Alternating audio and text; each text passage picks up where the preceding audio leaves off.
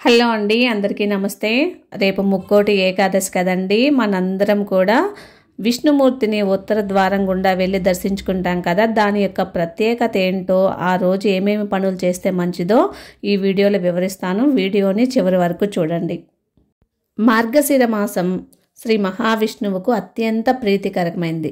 ఈ నెల మధ్యలోనే ధనుర్మాసం ప్రారంభమవుతుంది. శ్రీరంగనాథునిగా అవతరించిన శ్రీహరిని గోదాదేవి ధనుర్మాసంలో భక్తితో పూజించి తన భర్తగా పొందింది.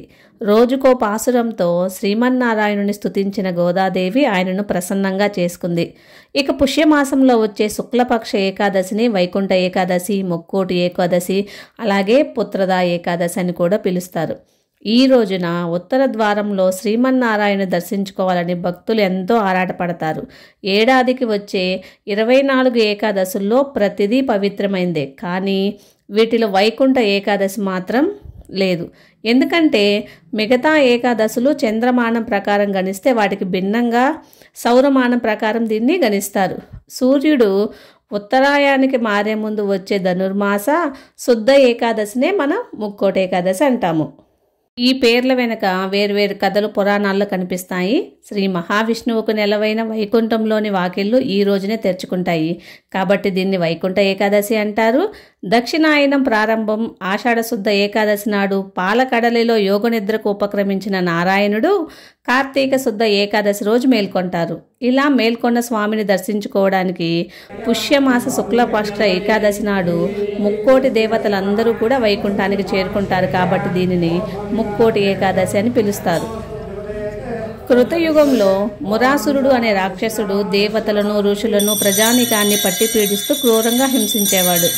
ముర అకృత్యాలను భరించలేని దేవతలు శ్రీహరికి తమ గోడుని చెప్పుకున్నారు. దీంతో మురాసురుని సంహరించడానికి శ్రీ మహావిష్ణువు బయలుదేరతాడు.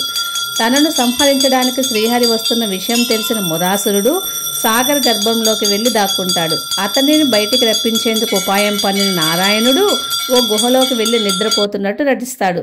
శ్రీహరిపై దాడికి ఇదే అదునుగా భావించిన మురాసురుడు గుహలోకి ప్రవేశించి స్వామిని వధించేందుకు కత్తి దూయగానే ఒక శక్తి ఉద్భవించి ఆ మురాసురుని సంహరిస్తుంది. ఈ విధంగా దేవతలను సంరక్షించిన ఆ శక్తికే ఏకాదశి అని నామకరణం చేశారు. ప్రసిద్ధ వైష్ణవ క్షేత్రాలతో పాటు తిరుమల శ్రీవారి ఆలయంలోనూ ప్రాతకాలం నుంచే ప్రత్యేక ఉత్తర ద్వారం తెరుచుకుంటుంది. దీనికి వైకుంఠ ద్వారం అని ప్రతీతి. సూర్యుడు ఉత్తరాయణ పుణ్యకాల ప్రవేశానికి ఉత్తర ద్వారం శుభ సంకేతం. ముక్కోటి ఏకాదశి నాడు తెల్లవారుజాము నుంచే వైష్ణవాలయాల్లో ఉత్తర ద్వారం గుండా స్వామి దర్శనం కోసం భక్తులు వేచి చూస్తుంటారు. వైకుంఠం వాకిళ్లు తెరుచుకునే పర్వదినమైన ముక్కోటి ఏకాదశి నాడు సాక్షాత్తు ఆ మహావిష్ణువు గరుడ వాహనంపై 3 కోట్ల దేవతలతో భూలోకానికి వచ్చి భక్తులకు దర్శనమిస్తాడు. మనిషి తలపై సహస్రార శక్తి ఉత్తేజితమవటం కోసం కూడా ఉత్తర ద్వార దర్శనం భక్తులకు శుభప్రదం. కలియుగ వైకుంఠమైన తిరుమలలో కూడా ఈనాడు శ్రీవారి గర్భాలయాన్ని ఆనుకొని ఉన్న వైకుంఠ ప్రదక్షిణ మార్గం ద్వారా భక్తులు నడిచే భాగ్యం లభిస్తుంది. ఏకాదశి నాడు తిరుమలలో జరిగే మలయప్ప స్వామివారి ఊరేగింపు, ద్వాదశి నాడు స్వామివారి పుష్కరంలో జరిగే చక్ర స్నానాలను దర్శించిన భక్తులు పునీతులవుతారు. వైకుంఠ ద్వాదశి నాడు ముక్కోటి తీర్థాలు స్వామి పుష్కరంలోకి ప్రవహిస్తాయని భక్తుల విశ్వాసం.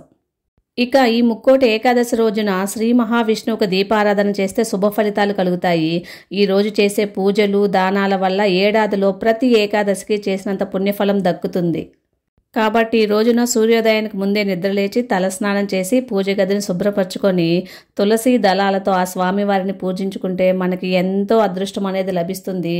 ఆ స్వామివారి కరుణ అనేది మనపై ఉండాలంటే ఖచ్చితంగా మనం ఆ రోజు ఉపవాసం ఉంటే ప్రత్యేక ఫలితాన్ని ఇస్తుందని మనకైతే పండితులు చెప్తున్నారు. ఇదండి వైకుంఠ ఏకాదశి రోజున మనం ఉత్తర ద్వార దర్శనం ఎందుకు చేసుకుంటాము, దానిని ముక్కోటి ఏకాదశి అని ఎందుకు పిలుస్తారు, ఆ రోజు చేయాల్సినటువంటి కార్యక్రమాలు. ఈ రోజు చేసే చిన్న దానం అనేది కూడా మనకు ఎంతో ప్రత్యేక ఫలితాన్ని ఇస్తుంది. కాబట్టి ఆకలితో ఉన్న వాళ్ళని మనము ఒక కంట కనిపెట్టి వాళ్ళ ఆకలిని తీర్చి ఎంతో పుణ్యాన్ని మూట కట్టుకుంటామని గుర్తు చేస్తూ ఈ వీడియో కనుక నచ్చితే ఒక చిన్న లైక్ ఇవ్వండి. అలాగే మరిన్ని వీడియోస్ కోసం మన ఛానల్ని సబ్స్క్రైబ్ చేసుకోండి.